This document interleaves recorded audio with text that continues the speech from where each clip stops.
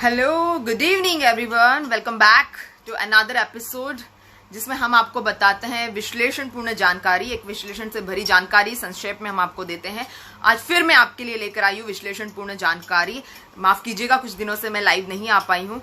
बीते कुछ दिनों में ज्यादा व्यस्तता होने की वजह से मैं लाइव नहीं हो पाई हूँ, लेकिन आज मैं आपके सामने सारी खबरों की एनालिटिकल जानकारी लेकर फिर से हाजिर हूँ। और मुझे बहुत खुशी है कि आप लोग इतना ज्यादा इन खबरों को पसंद करते हैं और लगातार आप बहुत ज्यादा अच्छे कमेंट्स और मोटिवेटिंग कमेंट्स और बहुत ज्यादा मात्रा में आप शेयर्स करते हैं, तो thank you so much for that.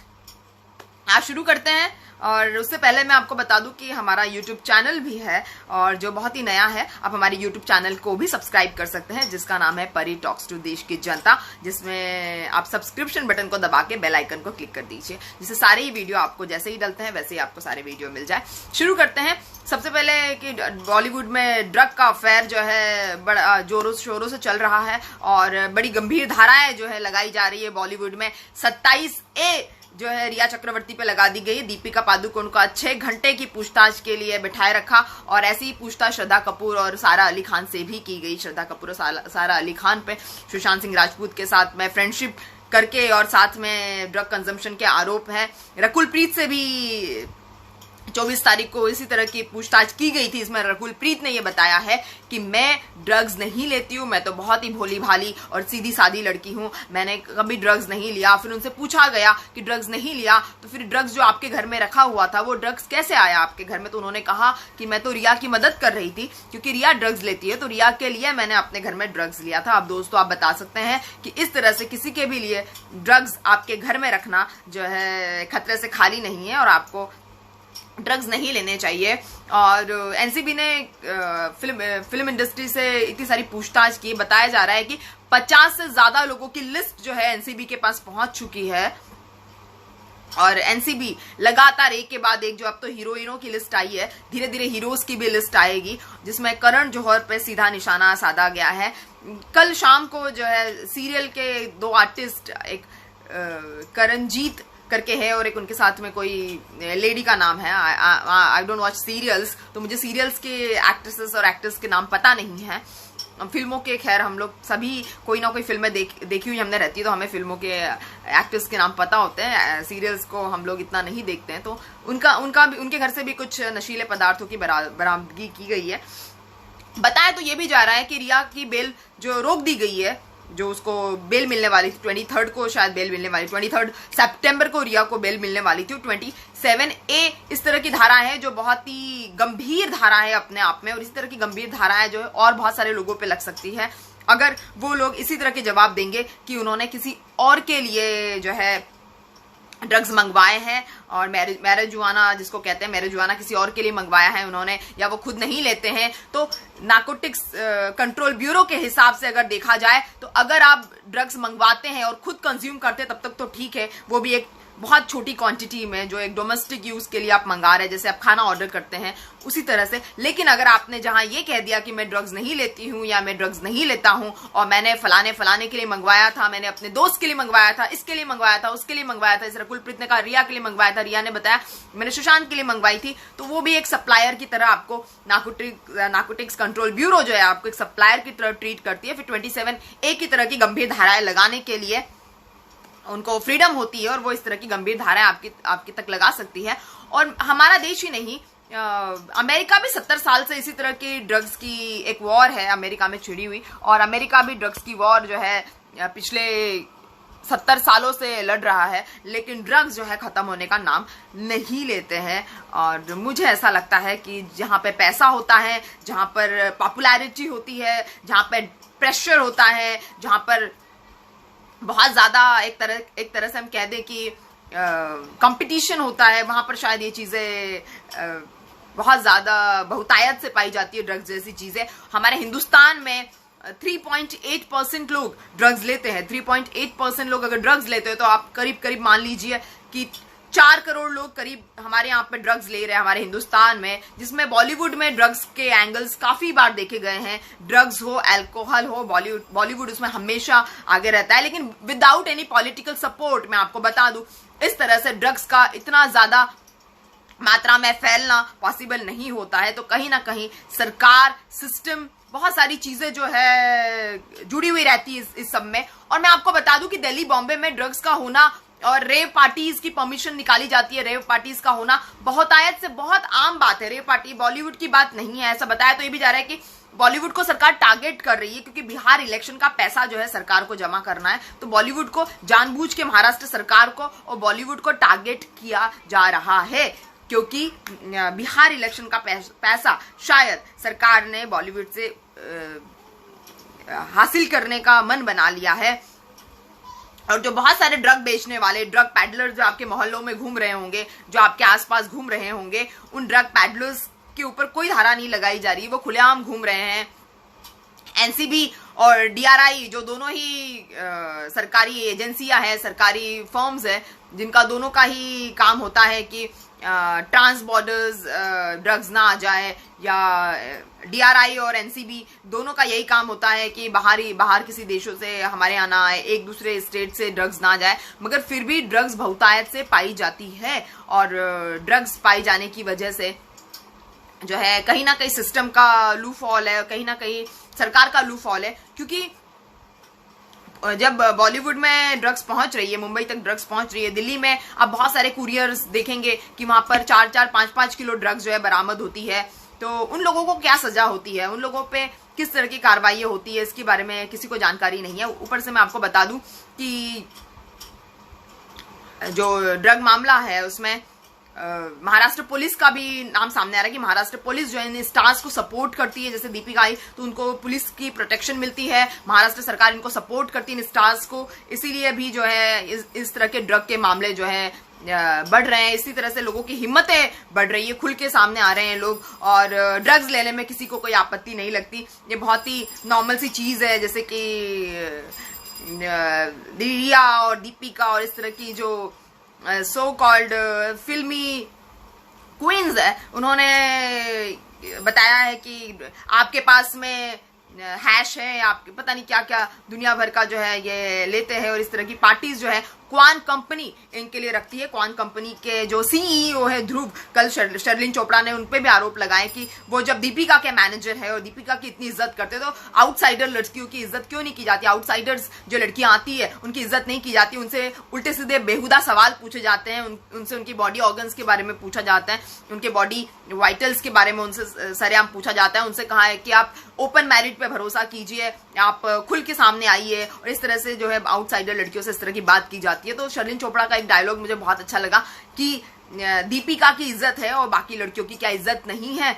तो ये तो खैर क्वान कंपनी के मालिक ध्रुव ही इसका आंसर दे सकते हैं, और भी जो चेयरमैन या शेयर होल्डर्स हैं उनको सामने आके इस बारे में राय देनी चाहिए। अगर आप भी चाहते हैं कि कौन कंपनी जो इस तरह की drug parties, rave parties, prostitution parties, girls parties और दुनिया भर की मैनेजमेंट पार्टीज चला रही है, स्टार से पैसा लेके उनको ड्रग्स की आदत लगा रही है, तो क्या जो क्वान कंपनी है उनको इस तरह के आंसर्स देने के लिए आप सवाल पूछेंगे? अगर आप सवाल पूछना चाहते हैं तो आप मेरे कमेंट बॉक्स में सवाल लिखिए, मैं उसका सवाल का जवाब आपको बताऊंगी। और आप सीधे सवाल भी पूछ सकते हैं कि क्या इस तरह से लड़कियों तक इस तरह की बातें होना ठीक है, लड़कियों से इस तरह के सवाल पूछे जाना ठीक है वर्किंग प्लेस पे? क्या लड़कियों को इस तरह से परेशान किया जाना चाहिए जिस तरह से बॉलीवुड में, या इस तरह की कास्टिंग एजेंसियां या talent management, so called talent management agencies जो लड़कियों को परेशान कर रही है? आपको कहां तक सही लगता है मुझे कमेंट बॉक्स में जरूर बताइए। जया शाह ने कबूल कर लिया है कि उन्होंने श्रद्धा कपूर के लिए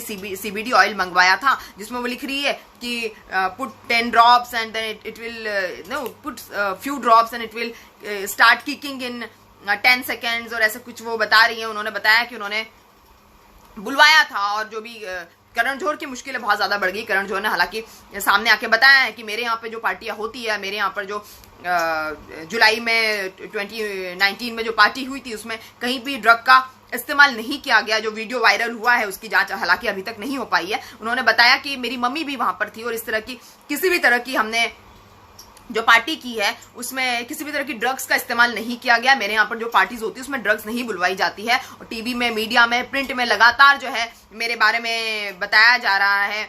और एक उन्होंने डायरेक्टर की बात की है क्षितिज करके जो डायरेक्टर है उन्होंने बताया कि जो क्षितिज की बात है, जहाँ तक क्षितिज का सवाल है, क्षितिज हमारी धर्मा प्रोडक्शन में एक कंपनी में क्षितिज थे और उनके साथ में जो प्रोजेक्ट चल रहा था वो प्रोजेक्ट अभी रुक गया है, तो क्षितिज से उनका कोई लेना देना नहीं है। क्षितिज रवि प्रसाद उनका नाम है। उन्होंने कहा क्षितिज से हमारा कोई लेना देना नहीं, क्षितिज रवि प्रसाद से। उनके साथ में धर्मा प्रोडक्शन की एक ब्रांच है धर्मैटिक एंटरटेनमेंट, तो धर्मैटिक एंटरटेनमेंट के तहत उनसे जो है उनके साथ में काम चल रहा था, लेकिन अभी वो काम फिलहाल रुक गया है। तो क्षितिज रवि प्रसाद से उनका कोई भी लेना देना दूर दूर तक नहीं है। उन्होंने ये भी बताया कि वो खुद भी ड्रग का सेवन नहीं करते हैं और किसी भी तरह की इस तरह के नशीले पदार्थों का जो है बढ़ावा नहीं देते हैं। हो सकता है सही कह रहे हो, करण जौहर अगर कह रहे हैं तो वो इतने बड़े प्रोड्यूसर है तो शायद सही कह रहे होंगे, लेकिन एनसीबी के पास में सारे सबूत आ गए हैं, सारे बयानात आ गए हैं। उस पार्टी में आपको पता है मलाइका अरोरा खान और उनके बॉयफ्रेंड और उसके बाद में सारे ही बॉयफ्रेंड गर्लफ्रेंड्स और विकी कौशल और वरुण धवन, इस तरह के सारे ही एक्टर्स थे। लेकिन सबसे ज्यादा इंटरेस्टिंग चीज जो सामने निकल के आ रही है वो ये है कि जो सलमान खान है, सलमान खान जो अर्नब गोस्वामी उन पर बार बार आरोप लगा रहे कि सलमान कहाँ है, सलमान तू कहाँ है, सलमान कहाँ है, तो सलमान का जो इन्फ्लुएंस है, एक भाईगिरी जो है वो अर्नब गोस्वामी पर लागू होती हुई नहीं नजर आ रही है। ऐसा लोग कह रहे हैं, ऐसा मैं नहीं कह रही हूँ। तो सलमान खान की जो दादागिरी अर्नब गोस्वामी पर लागू नहीं होती दिखाई दे रही है। और सलमान खान जो है जब चिंकारा शिकार वाला जो उनका मामला था हम साथ साथ की शूटिंग के समय, या उनका ड्रिंक एंड ड्राइव वाला मामला है, उन दोनों ही मामलों में वो ये बताते रहे कि उन्होंने कोई क्राइम नहीं किया, तो फिर किसने आके क्राइम किया? बहुत सारे रिपोर्टर्स ये पूछना चाह रहे हैं। अगर आप भी इस तरह के क्वेश्चंस पूछना चाहते हैं तो मेरे कमेंट बॉक्स में लिखिए कि फिर आखिर वहां पर ड्रिंक एंड ड्राइव के समय और चिंकारा शिकार के मामले में कौन था सामने, जिसमें सलमान खान ने 18 दिन की जेल भी काटी है दोनों मामलों को मिला के। इतने सारे 10-15 सालों में आई थिंक 18 साल हो गए या 15 साल हो गए उस बात को।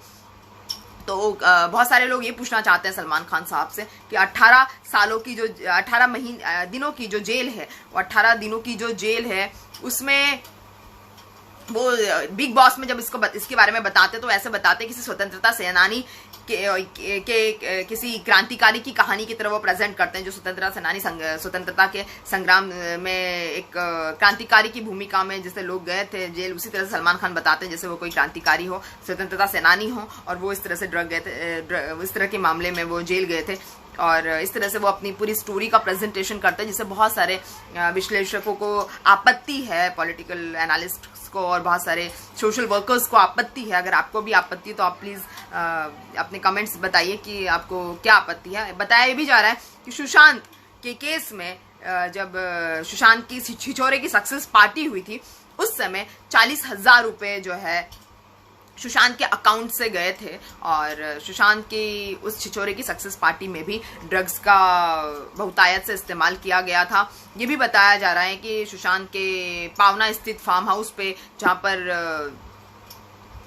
सारा अली खान उनके साथ थी और जब छिछोरे की पार्टी में श्रद्धा उनके साथ थी, वहां भी सारा और श्रद्धा ने क्रमशः ड्रग्स का इस्तेमाल किया है और ये चीजें सब निकल के सामने आ रही है। हालांकि कल देखा जाएगा कि एनसीबी इस पे क्या जवाब देती है, लेकिन ये सारी चीजें निकल के सामने आ रही। कंगना रनावत की जो तलखियां खत्म होने का नाम नहीं ले रही, कंगना रनावत एक के बाद एक बयान दे रही है। इस पूरे मामले में महाराष्ट्र सरकार पर उन्होंने शिकंजा कसा है और तो दीपिका पर उन्होंने शिकंजा कसा हुआ। उन्होंने ये बताया है कि अब पता चला कि डिप्रेशन क्यों होता है, बिकॉज डिप्रेशन की मुहिम में दीपिका ने एक एनजीओ खोला है और वो कहती है कि repeat after me, depression is curable, repeat after me, this that. तो इसमें कंगना रनावत ने बताया है कि अब आपको पता चला कि ड्रग्स लेने से ही डिप्रेशन होता है, क्योंकि जब आपको ड्रग्स नहीं मिलते हैं तो आप लो फील करते हैं और जिसकी वजह से आपको डिप्रेशन होता है। दोस्तों मैं आपको यहाँ पे बता दूं कि जो हमारी संस्कृति, हमारी सभ्यता है, हिंदुस्तानी सभ्यता है, हिंदुस्तानी संस्कृति है, उसमें कहीं पर भी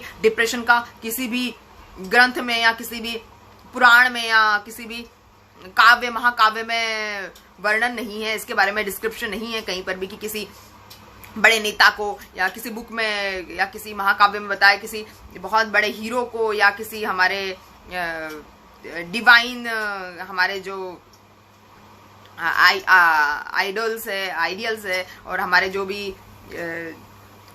भी गॉड है, गॉडेसेस है, जितने भी हमारे मैसेंजर्स ऑफ गॉड है, किसी को कभी डिप्रेशन नहीं हुआ। हमारे गांव में हम जाते हैं जब, किसी को डिप्रेशन नहीं होता। हम छोटे शहरों की बात देखते हैं, लोग थोड़ी सी कमाई में बहुत खुशी से रहते हैं, बहुत प्यार से रहते हैं, बहुत पॉजिटिव रहते हैं, एक दूसरे के लिए बहुत प्यार रखते हैं। इस तरह से एक दूसरे पर नहीं बताते कि इसके लिए मंगवाई, उसके लिए मंगवाई, और इस तरह से आपस में एक दूसरे से बहुत ज्यादा प्यार रखते हैं लोग, और एक दूसरे के लिए बहुत ज्यादा संवेदना रखते हैं लोग। इस तरह से संवेदनशील लोग होते हैं। लेकिन हम जहां बड़े शहरों की बात करें, दिल्ली, बॉम्बे, स्पेशली बॉलीवुड टाइप की जगह की बात करें, वहां पर किसी को किसी के लिए संवेदना नहीं होती, संवेदनशीलता नहीं होती। ऐसा बताया जाता है सलमान खान जी 1 सेकंड में किसी का भी करियर डुबा सकते हैं, किसी का भी करियर बना सकते हैं, जिससे एक उनके चमचों की बहुतायतता पाई जाती है। बहुत सारे लोग ऐसे होते हैं जो दावा करते हैं किसी का करियर बना सकते हैं, किसी का करियर बिगाड़ सकते हैं। तो इस तरह के लोगों के चमचों की संख्या जो है ऑब्वियसली बढ़ जाती है, और उनकी रातों रात जो बैड बॉय की इमेज होती है वो रातों रात जो है गुड बॉय की इमेज बन जाती है। एक जेनरोसिटी वाली उनकी एक इमेज बताई जाती है, एक उनका काइंडनेस वाली इमेज उनकी एक बताई जाती है, जो क्वान जैसी एजेंसियां करने में एक्सपर्ट्स होती है, और इनकी जानबूझ के इस तरह की इमेजेस जो है बनाई जाती है। मैं आपको बता दूं कि छोटे शहरों में जहां पर लोग बहुत कम पैसों में गुजारा करते हैं, वहां पर किसी को डिप्रेशन नहीं होता है। लेकिन बड़े शहरों में जहां पर लोग 2 से 3 लाख ड्रग्स पे खर्चा कर सकते हैं, उन लोगों को डेफिनेटली डिप्रेशन होता है। बताया तो ये भी जाता है कि निहार पांड्या को छोड़ने के बाद दीपिका को कभी डिप्रेशन नहीं हुआ, क्योंकि निहार पांड्या जो थे इतने बड़े आइकन या इतने बड़े फ्यूचर स्टार या इस तरह से इतने बड़े नहीं थे जैसे रणबीर कपूर थे। लेकिन दीपिका ने डिप्रेशन की गुहार लगाई, बहुत सारे चैनलों में बैठ के अपने आप को प्रमोट करवाया कि मैं देखो आई एम अ बोल्ड बिंदास girl who talks about depression and mental illness, and mental illness not a bad thing and it is curable। और इस तरह के फर्जी ठगी डॉक्टर्स भी मार्केट में हैं जो 10,000 दवाइयों के नाम आपको बता देते हैं, दुनिया भर की स्टोरीज आपको सुना देते हैं, लेकिन डिप्रेशन कुछ होता नहीं है। और बहुत सारी कंट्रीज में और बहुत सारी जगह पे आप पूरी दुनिया घूम लीजिए, और पूरी गांव में चले जाइए हिंदुस्तान के, पूछिए किसी को डिप्रेशन है क्या, लोग बताएंगे कि नहीं उनको कोई। हाँ, दुख जरूर होता है, दुख किसी चीज की वजह से होता है, लेकिन दुख जो है समय के साथ में कम हो जाता है। इस time is curable medicine for everything and anything. तो टाइम के साथ साथ चीजें क्योर हो जाती है, लेकिन डिप्रेशन नाम की जो बीमारी है उसकी वजह से बहुत सारे जो डॉक्टर्स हैं, जो बहुत सारे ठग्स हैं, वो भूखे नहीं मरते। और बहुत सारे डॉक्टर्स ने भी बहुत सारी स्टोरीज बना ली है, और बहुत सारी दिमाग को ठंडा रखने की मेडिसिन बना ली है। और दिमाग को ठंडा रखने की मेडिसिन ऑब्वियसली आपके दिमाग को एकदम कूल कर देती है, और फिर आप और कूल हो जाते हैं, और फिर आप शायद कूलली आप फिर पार्टी करने चले जाते हैं, फिर आप डिप्रेशन के शिकार हो जाते हैं, क्योंकि फिर आप कूल होने के बाद में आपको लगता है फिर ड्रग्स लेके आपको एंजॉय करना है, और व्हाट्सोएवर द रीजंस। लेकिन रणबीर कपूर से शादी नहीं हो पाने की वजह से जब डिप्रेशन आ सकता है, तो हार्दिक पांड्या से शादी ना होने की वजह से भी डिप्रेशन आना चाहिए था। ऐसा लोगों का कहना है, ऐसा लोगों का पूछना है, मानना है, जो कि सही भी है। और जो है डिप्रेशन जो सबसे पहले इजाद किया था वो महेश भट्ट ने बॉलीवुड में इजाद किया था। परवीन बॉबी को सबसे पहले डिप्रेस्ड महेश भट्ट साहब ने बताया था, और महेश भट्ट साहब ने बताया था कि she is depressed and this that and she is not successful in her love life और पर्सनल लाइफ। हालांकि वो बहुत ही ज्यादा ब्यूटीफुल थी, बहुत ही ज्यादा सेक्सी हॉट उनको माना जाता था, first hot woman of Bollywood उनको बताया जाता है, बिकनी गर्ल उनको बोला जाता था। पता नहीं उनके दुनिया भर के उनकी तारीफों में शब्द मुझे तो पता नहीं, याद नहीं, इतने सारे शब्द उनकी तारीफों में थे, फिर भी उनको लोगों ने डिप्रेशन की टैगलाइन चिपका दी उनको। और महेश भट्ट साहब जो थे बहुत बड़े ब्रांड एम्बेसडर डिप्रेशन के थे। उसके बाद दीपिका आई, और लगातार बॉलीवुड में डिप्रेशन की बीमारी जो है फैलती चली गई। और अब बताया जा रहा है कि क्योंकि कंगना रनावत ने कमेंट कर दिया इस मामले में कि अब पता चला कि डिप्रेशन जो है ड्रग्स की वजह से ही होता है, क्योंकि जब आपको ड्रग्स नहीं मिलते हैं तो आप डिप्रेस जरूर फील करते हैं, क्योंकि आप ड्रग्स के गुलाम हो जाते हैं। ड्रग्स के अंदर खासियत होती है कि वो आपको अपना गुलाम बना लेता है, और ड्रग्स हर किसी को अपना गुलाम बना लेता है, ड्रग्स की ये खासियत होती है। और ड्रग्स हमेशा से जो है इस तरह से माइंड पे अटैक करता है कि आप ज्यादा चीजों को सोचने समझने में नहीं अपना टाइम गंवाते हैं। और जब आप चीजों को सोचने समझने में टाइम नहीं गंवाते हैं तो डेफिनेटली आप इतना भी माइंड नहीं रखते कि आपको ड्रग्स कब लेना है, कैसे लेना है, कितनी बात करनी है आपको और कहाँ बात करनी है और कितना पैसा आपका खर्चा हो रहा है। ये कोई छोटे लोगों के काम तो है नहीं है, सारे बड़े और जिनका बहुत ज़्यादा इजी मनी होता है उन लोगों के काम है। अगर आप देखेंगे बहुत सारे बॉम्बे में स्ट्रगलर्स है, बहुत सारे बॉम्बे में लड़के लड़कियां जो एक्टर और एक्ट्रेसेस बनने आए हैं और बॉलीवुड में छोटा मोटा काम भी करते हैं। अभी ग्रेड के और सी ग्रेड के एक्टर्स भी कहे जाते हैं, बहुत सारे भोजपुरी के भी एक्टर्स कहे जाते हैं। वो लोग तो कभी ड्रग्स नहीं लेते क्योंकि आई थिंक वो इतना अफोर्ड नहीं कर सकते कि 1 से 2 लाख रुपए वो खर्चा करें। लेकिन ठीक है, कंगना रनावत ने एक और कमेंट जो किया है उर्मिला मातोंडकर पे कि जब उर्मिला मातोंडकर ने कहा था कि आपके शहर में मतलब मनाली में ड्रग्स का इस्तेमाल सबसे ज्यादा होता है, ऐसा उन्होंने कंगना रनावत को बताया था। उस पर कंगना रनावत ने बहुत ही खतरनाक कमेंट उनके ऊपर कर दिए कि आप एक सॉफ्ट पॉर्न स्टार हो, जिस पर कंगना रनावत की बहुत ज़्यादा आलोचना हुई है। और कंगना रनावत को बहुत सारे लोगों ने बताया कि आपको ऐसा कहने के पहले उर्मिला मातोंडकर की फिल्में देख लेनी चाहिए थी, जिसमें कौन है, पिंजर है, एक हसीना थी और रंगीला टाइप की फिल्में जो है उन्होंने की है, जिसमें उनकी एक्टिंग की बहुत ज़्यादा तारीफ की गई है। और उर्मिला मातोंडकर ने तो ये भी कहा था कंगना से कि वो उनकी एक्टिंग को पसंद करती है और उनकी एक्टिंग को बहुत ज़्यादा पसंद करती है, मगर फिर भी कंगना रनावत जो है वो अपने तीखे अंदाज़ों से, बयानों से जो है इस तरह की सुर्खियाँ बटोर लेती है। खैर अच्छी बात है। कंगना ने ये भी कहा है कि जो उर्मिला मातोंडकर से ये भी कहा है कि मुझे इलेक्शन टिकट के लिए अपनी जान खतरे में डालने की ज़रूरत नहीं, वो तो ऐसे भी मुझे मिल जाएगा और मैं एक पॉर्न स्टार नहीं हूँ। उन्होंने ये भी कहा है जया बच्चन को, जब जया बच्चन ने कहा था जिस थाली में खाते हैं उसी थाली में छेद करते हैं, बॉलीवुड को प्रोटेक्शन चाहिए, बॉलीवुड में ड्रग्स नहीं है, बॉलीवुड को बदनाम किया जा रहा है। उस पर कंगना रनावत ने फिर एक टिप्पणी की जिसके लिए उनको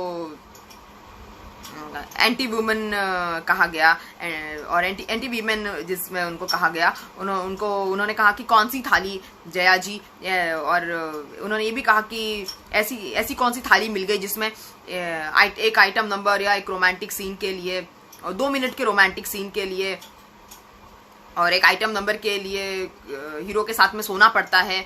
और इस तरह की निम्न स्तर की टिप्पणियां जो है कंगना ने कर दी। उन्होंने ये भी बताया कि मतलब बहुत सारे लोगों ने ये कहा है कि कंगना को इस तरह की टिप्पणियों से बचना चाहिए जिसमें वो ये कहती है कि एक आइटम नंबर और 2 मिनट के रोमांटिक सीन के लिए ऐसी कौन सी थाली है आपने दे दी है कि 2 मिनट के रोमांटिक सीन के लिए हीरो के साथ सोना पड़ता है। तो ये कंगना ने हालांकि बहुत ज़्यादा जेन्युइन और खुले दिल से बात की, जिसके लिए उनकी बहुत ज़्यादा तारीफ करनी चाहिए, उनकी बहुत ज़्यादा प्रशंसा करनी चाहिए, क्योंकि बात तो सही भी है। उन्होंने इतनी बड़ी जो अचीवमेंट की है लाइफ में, सक्सेस की जो अचीवमेंट उनको एक्टिंग फील्ड में मिली है, डेफिनेटली उनके इस तरह के एक्सपीरियंसेस होंगे और उन्होंने अपने आप को इन एक्सपीरियंसेस से बचाने में अपना समय उलझाया होगा, अपने आप को उलझाया होगा, काफ़ी ज़्यादा यातनाएं सही होगी, तभी वो इस तरह की जो है बयानबाजी कर रही है। मैं किसी का फेवर नहीं ले रही हूँ, किसी का समर्थन या असमर्थन नहीं कर रही हूँ, लेकिन डेफिनेटली कंगना ने जो है एक तरह से कंगना भुक्त होगी डेफिनेटली, इसलिए इस तरह की बातें कर रही है। तो खैर बात तो सही भी है। सुशांत सिंह की फैमिली के लॉयर ने बताया है कि सुशांत सिंह के जो केस है वो राइट डायरेक्शन में नहीं चल रही है, क्योंकि सीबीआई जो है इस तरह के मामलों में बार बार घोषणाएं करती है और ना तो सीबीआई घोषणा कर रही है ना तो एनसीबी कोई घोषणा कर रही है, और किसी तरह की घोषणाएं जो है इस मामले में नहीं की जा रही है। तो इस मामले में सुशांत की फैमिली के लॉयर का कहना है कि राइट डायरेक्शन में जो जांच है सुशांत के केस की वो राइट डायरेक्शन में नहीं जा रही है। और अर्नब गोस्वामी आपको पता ही है किस तरह से बेस्ट रिलेटिव सुशांत सिंह राजपूत का बन गया है, जिसने इतनी सारी मेहनत मशक्कत की है और इतनी सारी मेहनत मशक्कत के बावजूद भी अर्नब गोस्वामी जो है एक जजमेंट पास नहीं कर पाए। बताया जा रहा है कि सुशांत के केस को जानबूझ के लंबा किया जा रहा है। जो बिहार के डीजीपी है गुप्तेश्वर पांडे, आई थिंक उनका नाम है, हाँ गुप्तेश्वर पांडे उनका नाम है, गुप्तेश्वर पांडे जी ने, जिन्होंने ये कहा था रिया की औकात नहीं है कि बिहार के मुख्यमंत्री के बारे में बात कर सके, उनके भी काफी सारे बयान सामने आए हैं कि सीबीआई की घोषणा की वेट करना चाहिए, सीबीआई के डिसीजन का वेट करना चाहिए, क्योंकि बिहार इलेक्शन में गुप्तेश्वर पांडे जो है सुशांत सिंह की जस्टिस वाला एक फेस बनकर सामने आ रहे हैं। उन्होंने बताया है कि वेट करना चाहिए हमें सीबीआई की घोषणा का कि ये अबेटमेंट टू सुसाइड है या सुसाइड है या मर्डर है, तो ऐसे डीजीपी गुप्तेश्वर पांडे जी, जिन्होंने अप्रत्याशित वीआरएस लेके अभी जो है बीजेपी की तरफ से वो अपना चुनाव लड़ने वाले हैं, तो उन्होंने ये बताया है कि let's wait and watch for CBI announcement, CBI के डिसीजन का हमें वेट करना है, ऐसा उन्होंने बताया है।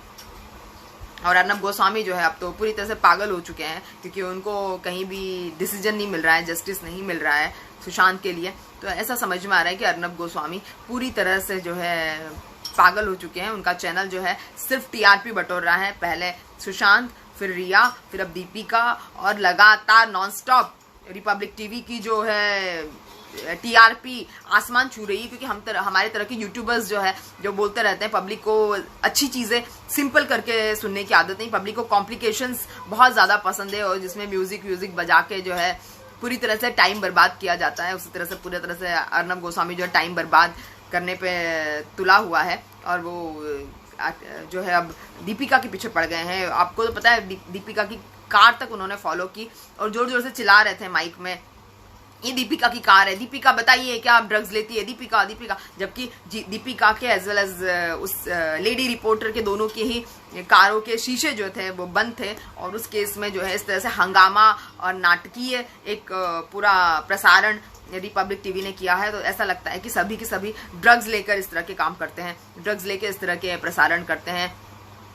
और किसान एजुटेशन के मामले में हम देखते हैं कि किसान एजुटेशन के मामले में मोदी जी ने ये कहा था कि जो बीजेपी के समर्थक है, बीजेपी के जो कार्यकर्ता है, उनको बाहर निकल के किसानों को समझाना चाहिए कि ये जो तीनों बिल है, तीनों बिल जो है किसानों के फेवर में है। ये बात निकल के सामने आई थी, जिसमें मोदी जी की बहुत ज़्यादा आलोचना की गई, क्योंकि भगवाधारी लोग जो बाद में किसानों के बीच आए कल शाम को 25 तारीख को शाम को, तो उन लोगों ने जो है काफ़ी ज़्यादा किसानों की पिटाई की, उन्होंने बहुत गंदी तरीके से बर्ताव किया। और मतलब इस तरह से अंधभक्त और गोदी मीडिया जो है वही शायद मोदी जी के साथ में स्टैंड हो पाएंगे, स्टैंड बाय रहेंगे मोदी जी के, क्योंकि बाकी लोग तो इस तरह की चीज़ें देख नहीं सकती। एक तरफ जब किसान अपनी रोजी रोटी के लिए एजिटेशन कर रहे हैं, आवाज़ उठा रहे हैं, विद्रोह कर रहे हैं, अगर लोग सीए एनआरसी के लिए विद्रोह कर रहे हैं, किसी भी तरीके से अगर सरकार से सवाल पूछा जाए या विद्रोह किया जाए तो सरकार सीधे जेल में डाल देती है। तो मुझे लगता है सिर्फ अंधभक्त या अंधभक्तों के साथ साथ जो गोदी मीडिया के लोग हैं, सिर्फ वही जेल के बाहर रहने के लायक है। बाकी सभी लोगों को जेल हो जानी चाहिए, जितने लोग सरकार से सवाल पूछते हैं उनको जेल हो जानी चाहिए, जितने लोग मोदी जी से सवाल पूछते हैं उनको जेल हो जानी चाहिए, जो लोग धरना देते हैं उनको जेल हो जानी चाहिए, जो पायल घोष वाले मामले में बहुत सारे लोग निकल के सामने आए उनको भी शायद जेल कर देंगे मोदी जी का बस चले तो एक एक बंदे को जेल करके पूरे देश को नीलाम कर देंगे। लेकिन मोदी जी ने जो लोग भेजे, जो भगवा वस्त्रधारी लोग थे, वो जो है किसानों को समझाने की बजाय किसानों के साथ में मार पिटाई हाथापाई कर रहे थे। आप विजुअल्स आपने देखे होंगे, मैंने भी देखे किस तरह से वो एक हाइट पे चढ़ के किसानों के साथ मार पिटाई कर रहे, जबकि किसान परेशान है और आंदोलित है, एजिटेशन पे बैठे हुए हैं कि उनके जो 3 बिल है वो वापस ले लिए जाए या उनकी एमएसपी की गारंटी कम से कम सरकार दे दे। लेकिन सरकार ना एमएसपी की गारंटी देने को तैयार है, ना ही सरकार बिल वापस लेने को तैयार है। हालांकि राहुल गांधी जी ने भी मोदी जी को इस तरह से धमकाया है और एक तरह से उनको बताया है कि मोदी जी आप प्लीज देश की जनता के लिए काम कीजिए, किसानों के लिए काम कीजिए, देश हित में काम कीजिए। आप कारोबारियों, कुछ चंद कारोबारियों के लिए काम मत कीजिए। और आपके जो 3 आपने किसान बिल पारित किए हैं, ध्वनि मत आपने जो बताया ऐतिहासिक किसान बिल आपने पारित किए, महान किसान बिल आपने पारित किए हैं, और आपने ऐतिहासिक रिफॉर्म्स जो किए हैं, कृषि बिल 3 कृषि बिल पारित करके उनको प्लीज वापस ले लीजिए और किसानों के लिए एमएसपी की गारंटी दे दीजिए। लेकिन मोदी जी या बीजेपी सरकार जो है टस से मस नहीं होती, अपनी बातों पे अड़ी हुई है, सिर्फ सत्ता के गुरूर में जो है लिप्त है। एक तरह से मोदी सरकार जो है सत्ता की गुमान में लिप्त है। और लोकसभा में विपक्ष काफी भारी पड़ा, लेकिन उसके बाद भी मजदूरों की मौत, बेरोजगारी या किसानों की पीड़ा, किसी का भी सरकार की कोई मलाल नहीं है। किसी भी चीज का सरकार पे कोई असर ही नहीं पड़ता है। सरकार एकदम अपने कान बंद करके चल रही है, सरकार को कोई फर्क नहीं पड़ता विपक्ष कितना चिल्ला रहा है। विपक्ष ने ये भी कहा कि वो बहिष्कार कर देंगे राज्यसभा का, लेकिन फिर भी सरकार जो है अपने बहुमत के नशे में बनी रही और लगातार अपनी जो मनमानियां हैं वो सरकार करती चली जा रही है। बिना रुके बिना झुके सरकार मनमानियों में लगी हुई है और लगातार सरकार मनमानियां करती जा रही है, जो कि बहुत अपने आप में एक दिल दहला देने वाली बात है। उसके बाद में हम देखेंगे कि लोग ऐसे भी बेरोजगार हो रहे हैं, लेकिन देश के बेरोजगारों की तरफ मोदी सरकार बिल्कुल एक लापरवाह रवैया अपनाए हुए हैं। बैंकिंग अमेंडमेंट्स बिल हो या बैंकिंग अमेंडमेंट्स बिल 2020 हो, Indian institute of information and technology bill 2020 हो या कंपनी अमेंडमेंट्स बिल 2020 हो, कहीं पर भी विपक्ष का कोई भी सुझाव या परामर्श या किसी तरह का कोई क्वेश्चन या किसी तरह का कोई डिस्कशन नहीं विपक्ष की तरफ से किया गया। सरकार सिर्फ अपनी मर्जी से चल रही है और अपनी ही मर्जियां पूरी कराने में लगी है। सरकार को लगता है शायद ये उनका आखिरी कार्यकाल है, तो जितनी भी मर्जी अपनी चला सकती है उतना वो चलाने के लिए सरकार अपना पावर दिखा रही है, एक तरह से बहुमत का पावर दिखा रही है। बहुमत का हम कह सकते हैं, उसको हिंदी में कहें तो एक बहुमत का घमंड जो है सरकार दिखा रही है, जो सरकार लगातार दिखाती आई है। और लगातार नीति निर्माण के लिए जो डेटा होते हैं वो भी सरकार के पास में किसी तरह के डेटा नहीं है, क्योंकि मोदी सरकार अच्छी तरह से जानती है, क्योंकि जब भी मोदी जी बात करते हैं हमारे 135 करोड़ भारतीय और हमने इतना पैसा उज्ज्वला योजना में कर दिया है, हमने उतना पैसा किसान कल्याण योजना में कर दिया है, और हमेशा फिगर्स और हमेशा डेटाज जो है मोदी जी पुख्ता करके एकदम तैयारी करके आते हैं। लेकिन अब जब मोदी सरकार से संसद सत्र में पूछा जाता है लगातार, चाहे स्वास्थ्य कर्मी हो, चाहे किसान हो, चाहे मजदूर हो, कोई भी सवाल अगर पूछा जाता है, चाहे बालिकाएं हो, चाहे आंगनवाड़ी की बात हो, चाहे बच्चों को खाना देने की बात हो, किसी भी आंकड़े पर अगर मोदी सरकार से सवाल पूछा जाता है तो मोदी सरकार के पास में नो डेटा अवेलेबल है। ये मैं आपको अगले वीडियो में बताऊंगी कि मोदी सरकार किस तरह से नो डेटा अवेलेबल करके अपनी बात आगे बढ़ा देती है या बातों को टाल देती है, सवालों को टाल देती है। और विपक्ष से शायद इस सरकार का कोई लेना देना ही नहीं है, विपक्ष से कोई इस सरकार को कोई मतलब ही नहीं है। किसानों ने जो 25 तारीख को एजिटेशन किया उससे भी सरकार को कोई फर्क नहीं पड़ता है। सरकार ने जो एक बार बिल पास करने हैं कर दे रहे हैं, क्योंकि सरकार पूरी तरह अपना मन बना चुकी है कि जो औद्योगिक घराने हैं, जो बड़े कॉर्पोरेट से उनको खेती में लाया जाए, कॉन्ट्रैक्चुअल फार्मिंग की जाए। कोई अगर लफड़े होते हैं तो किसानों को दबाया जा सके, किसानों को झुकाया जा सके, किसानों को एमएसपी मिले ना मिले, किसान अपना ग्राहक खुद खोजे। मंडियों पे अगर टैक्स अगर सरकार को मिलता है तो टैक्स मंडियां चलेगी, वरना मंडियां नहीं चलेगी।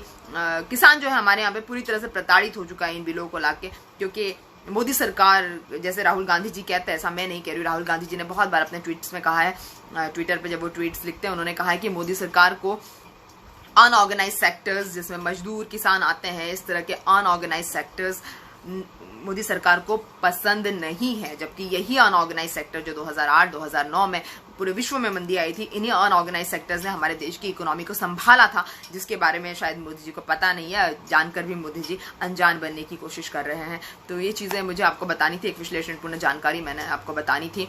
लेकिन इन सब चीजों के बावजूद भी देश में किसी भी मीडिया चैनल में, किसी भी टीवी मीडिया में जब इस तरह की चीजें चल रही है, इतनी गंभीर चीजें हमारे देश में चल रही है किसान और मजदूरों को लेकर, और संसद सत्र में इतनी सारी लापरवाहियों को लेकर, जहां पर हमारी राज्यसभा का टीवी का बटन म्यूट कर दिया जाता है और राज्यसभा में ध्वनि मत से इतने बड़े बड़े बिल पास करा दिए जाते हैं, फिर भी हमारा मीडिया जो है, TV media specially Sushant Singh, Rhea, Deepika, इस तरह के मामलों में उलझा हुआ है। उनको बिल्कुल लेना देना नहीं है कि जो 85 करोड़ लोगों तक टीवी चैनल्स पहुंच रहे हैं, 90 करोड़ लोगों तक टीवी चैनल्स पहुंच रहे हैं, वो कम से कम देश की तरक्की की बात कर ले, कम से कम देश की जीडीपी की बात कर ले, कम से कम देश की इकोनॉमी को बढ़ाने की बात कर ले। लेकिन नहीं, कंगना रणावत ने आज फिर जो है उद्धव ठाकरे पे निशाना साधा है, क्योंकि थाने में एक जो बिल्डिंग है, महाराष्ट्र के थाने में जो बिल्डिंग है वो ढह गई है, जिसमें 60 लोगों की मौत हो गई है। इसमें कंगना ने कहा है कि जब कंगना का 9 सितंबर को बीएमसी ने ऑफिस गिराया था कंगना का, तो कंगना ने कहा कि जितना ध्यान आपने मेरे ऑफिस गिराने पे दिया है, ऑफिस का उनको छज्जा गिरा दिया था, तो उतना ही ध्यान अगर आपने इन बिल्डिंग पे दिया होता तो आज 60-70 लोगों की मौत नहीं होती। इतने लोग तो पुलवामा की लड़ाई में भी शहीद नहीं हुए जितने इस बिल्डिंग के ढहने से लोगों की मौत हो गई है। और कंगना ने बुरी तरह से जो है संजय राउत को निशाने पे लिया है। मैं आपको बता दूं, संजय राउत की बताया जा रहा है, संजय राउत साहब की जो हवा है वो एकदम हाई कोर्ट ने टाइट कर दी है। और बीएमसी पे 2 करोड़ रुपए का जो है हर्जाना कंगना की तरफ से लगाया गया है, जो बीएमसी को शायद देने पड़ेंगे, क्योंकि ऐसा बताया जा रहा है कि हाई कोर्ट जो पूरी तरह से कंगना के फेवर में, हाई कोर्ट जो है पूरी तरह से कंगना रनावत को सपोर्ट कर रही है। ऐसा सुनने में आ रहा है। अच्छी बात है अगर ऐसा है, अगर कंगना रनावत को सपोर्ट किया जा रहा है तो इसमें कोई बुराई की बात नहीं है। लेकिन हाई कोर्ट लगातार कंगना रनावत के साथ बनी हुई है। एक और खबर निकल के सामने आ रही है जिसमें विराट कोहली की वाइफ पर सुनील गावस्कर जी ने कमेंट कर दिया था, मतलब बातों बातों में, लेकिन बाद में सुनील गावस्कर जी ने कहा था कि मेरा मतलब अनुष्का से नहीं था, अनुष्का को किसी तरह से क्रिटिसाइज करना मेरा काम नहीं था, सुनील गावस्कर जी ने कहा। विराट कोहली की परफॉर्मेंस के लिए जो है अनुष्का शर्मा पे उन्होंने कहा था, जब सुनील गावस्कर कमेंट्री बॉक्स में बैठकर कह रहे थे कि अभी जो लॉकडाउन हुआ उसमें सिर्फ अनुष्का शर्मा की बॉलिंग पे ही प्रैक्टिस की गई, तो यही होगा। जब उन्होंने केएल राहुल का जो कैच फील्डिंग करते समय छोड़ दिया, तो उन्होंने कहा कि जब अनुष्का की बॉलिंग पर प्रैक्टिस होगी तो यही होगा, जबकि उस समय विराट कोहली जो है फील्डिंग कर रहे थे। और royal Challengers of Bengaluru RCB और किंग्स 11 पंजाब के बीच मैच था। और किंग्स 11 पंजाब और आरसीबी के जो मैच में विराट कोहली की परफॉर्मेंस को लेकर इस तरह के कमेंटबाजी जो है कमेंट्री बॉक्स से सुनील गावस्कर ने की थी, जिस पर सुनील गावस्कर जी पर अनुष्का ने बहुत ज़्यादा जो है गरम अंदाज दिखाए। और सुनील गावस्कर जी से अनुष्का ने ट्वीट करके पूछा कि आप ऐसे कैसे कर सकते हैं कि एक पति की परफॉर्मेंस के लिए आप एक पत्नी को जिम्मेदार ठहरा सकते हैं। जिसका जवाब देते सुनील गावस्कर जी ने कहा कि मैंने अनुष्का को पर्सनली क्रिटिसाइज नहीं किया था, मैंने जस्ट एक कमेंट्री के चलते एक कमेंट केएल राहुल के कैच को गिराने पर फील्डिंग करते हुए विराट कोहली पे किया था। तो खैर ये बहुत बड़ा मुद्दा है। और एक उनकी जो छत पे अनुष्का शर्मा और विराट कोहली जो प्रैक्टिस कर रहे हैं, जिसमें अनुष्का बॉल डाल रही है विराट के लिए, वो काफ़ी ज़्यादा वायरल हो रहा है। आप लोगों ने भी व्हाट्सएप पे देखा होगा, व्हाट्सएप यूनिवर्सिटी जो चल रही है हमारे देश में, उस पर आपने देखा होगा किस तरह से अनुष्का शर्मा बॉल डाल रही है और अनुष्का मैडम की बॉल पे विराट जो है प्रैक्टिस कर रहे हैं। तो एमएसपी को देखते हुए, जब एमएसपी की गारंटी सरकार ने नहीं ली है, तो किसानों ने जो अपना आंदोलन है, रेल रोको आंदोलन, वो 26 तारीख को, मतलब आज खत्म करना था, लेकिन यही आंदोलन जो है किसानों ने 26 तारीख को खत्म ना करके 29 तारीख को खत्म करने का निश्चय लिया, क्योंकि सरकार ने अभी तक उनकी बात नहीं सुनी है, सरकार पर शायद कोई फर्क नहीं पड़ रहा है। तो जो आंदोलन है वो किसानों ने 3 दिन और बढ़ा लिया है, रेल रोको आंदोलन, और जिसमें एमएसपी की गारंटी लेने को भी कहा गया सरकार से, लेकिन सरकार ने एमएसपी की किसी भी तरह की गारंटी लेने से, किसानों के फायदे की किसी भी तरह की गारंटी लिखित में लेने से, तीनों अध्यादेश जो बिल की तरह पारित हो गए हैं, बिल बनकर पारित हो गए हैं, उस पर किसी भी तरह का एमएसपी की गारंटी या किसानों की प्रॉफिट की गारंटी रिटर्न में लेने से राजनाथ सिंह ने साफ तौर पे मना कर दिया है। और सरकार ने भी साफ तौर पे मना कर दिया कि वो एमएसपी की गारंटी नहीं लेंगे, वो किसानों की जो है प्रॉस्पेरिटी या किसानों की प्रॉफिट की गारंटी वो नहीं लेंगे। एक बार सरकार ने जो बिल पारित कर दिया है वो किसानों के फेवर में है। विपक्ष जो बिचौलियों के साथ मिलकर किसानों को भड़का रहे हैं, ऐसा मोदी सरकार के मंत्रियों का, मोदी सरकार का बार बार ये कहना है। राहुल गांधी ने नरेंद्र मोदी को कृषि बिल वापस लेने के लिए हिदायत दे दी है। उन्होंने कहा है कि आप कृषि बिल वापस ले लीजिए और देश हित और किसान हित के बारे में सोचिए। आज ही उन्होंने ट्वीट करके बात की जो मैंने आपको बताई। और लेकिन मोदी जी है मानने को तैयार नहीं है। अब आगे आगे देखते हैं क्या होता है। किसानों की 29 तारीख तक का रेल रोको जो आंदोलन है उसके बारे में मैं आपको कल के वीडियो में बताऊंगी कि कल मतलब जो मैं अल्टरनेट डेज आती हूँ और वीडियो बनाती हूँ, मैं आपको अगले वीडियो में बताऊंगी कि क्या हो रहा है।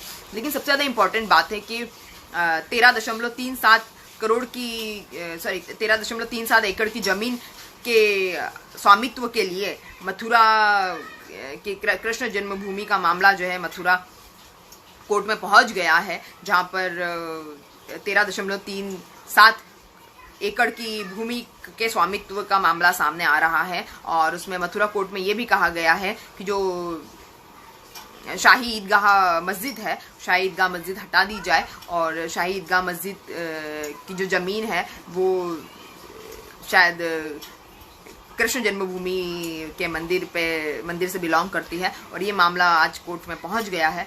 तो देखते हैं कि आगे इस मामले की क्या खबर है, मैं आपको अगले वीडियोस में ज़रूर बताऊंगी। और सबसे ज़्यादा इम्पॉर्टेंट चीज़ है बिहार इलेक्शन जो है, माहौल गरमाया हुआ है बिहार में। और जेपी नड्डा जो बीजेपी के राष्ट्रीय प्रवक्ता है, उन्होंने संगठन में बहुत सारे बदलाव किए हैं। बहुत सारे बदलाव उन्होंने ये किए हैं कि 12 नए उपाध्यक्ष पार्टी में ले आए हैं। वो बीजेपी पार्टी में 12 नए उपाध्यक्ष ले आए हैं। कई सारे नए चेहरों को भी बीजेपी में इस बार जगह मिली है, जो पहले नए चेहरों को जगह नहीं मिला करती थी इतना ज़्यादा। और बीजेपी में नए चेहरों को जगह मिल रही है। और बीजेपी जो है एक नए सिरे से, एक नए चैलेंज के साथ में बिहार इलेक्शंस को ले रही है। लगातार प्रधानमंत्री मोदी जो अलग अलग योजनाओं की बात कह रहे हैं, बिहार इलेक्शंस को लेकर नई नई योजनाएं आ रही है, नई नई चीज़ें आ रही है। कभी पशुपालन से, कभी मत्स्य पालन से, कभी पुल बनाए जा रहे हैं, कभी सड़क योजनाएं, अलग अलग तरह के बजट्स जो है, अलग अलग तरह की योजनाएं जो है बिहार के लिए प्रधानमंत्री मोदी जी दे रहे हैं। और पूरी तरह से बिहार इलेक्शंस में हमारे बीजेपी के नेता लगे हुए हैं पूरी तरह से। और एक और इल्ज़ाम जो है शिरोमणि अकाली दल पे लगाया हुआ है, जो एसएस पंधारकर ने लगाया हुआ है। एसएस पंधार ने बताया है, पांधार नाम है उनका, एसएस पांधार ने बताया है कि शिरोमणि अकाली दल जो है वो दोगले रवैये वाला दल है। एक तरफ तो वो अपना स्पष्टीकरण नहीं ले रहा है कि वो किसानों के साथ है या बीजेपी के संगठन के साथ रहना चाहता है। एक तरफ तो बीजेपी के संगठन का हिस्सा बता रहा है अपने आप को, दूसरी तरफ वो किसानों के साथ बने रहने की बात भी कर रहा है। तो कहीं ना कहीं शिरोमणि अकाली दल जो है वो दोगला रवैया अपना रहा है। इस तरह के आरोप जो है वो कृषि संगठन के एक मंत्री है एसएस पांधार ने बताया है कि कहीं ना कहीं शिरोमणि अकाली दल जो है वो अपने रवैये में स्पष्ट नहीं है, क्लियर नहीं है कि वो बीजेपी सरकार के साथ है या किसानों के साथ है, जिसमें कई सारी आलोचनाएं शिरोमणि अकाली दल को झेलनी पड़ रही पिछले कुछ दिनों में, क्योंकि उनकी सरकार जो है किसानों की सरकार है और किसानों की वोट से शिरोमणि अकाली दल जो है वो एक्टिव है, सक्रिय है और बीजेपी सरकार का मूल घटक बना हुआ है। हरसिमरत कौर ने इस्तीफा भी इसी वजह से दिया था, क्योंकि वो किसानों की तरफ से बोलना चाहती थी और अगर वो किसानों की तरफ से बोलना चाहती है तो वो मंत्री बन के नहीं बोल सकती थी, इसलिए उन्होंने केंद्रीय मंत्री की पोस्ट से उन्होंने इस्तीफा दिया। और 75 के जो धारा 75A के उन्होंने जो उल्लंघन से अपने आप को बचाया और वो अब किसानों की तरफ से बोल रही है। वो ये चाहती है कि किसानों की भलाई के लिए कोई बनाया है बिल या अध्यादेश पारित हुआ है तो डेफिनेटली किसानों से ही पूछा जाना चाहिए, किसानों का ही उसमें एग्रीमेंट होना चाहिए, कंसेंट होनी चाहिए। अगर किसानों की कंसेंट नहीं है तो इस तरह के बिल को पारित नहीं किया जाना चाहिए। तो आज के लिए इतना ही और आगे मिलते हैं नई खबरों के विश्लेषण के साथ में। आप हमारे YouTube चैनल पे बने रहिए। YouTube चैनल है परी टॉक्स टू देश की जनता, जिसको आप सब्सक्राइब कर सकते हैं, जो कि एक नया चैनल है और आप लोगों के अच्छे रिस्पॉन्सेज मिल रहे हैं। फेसबुक पर भी आप शेयर कीजिए, जिस तरह से आप कर रहे हैं लगातार आप हमारे फेसबुक चैनल पर शेयर करिए।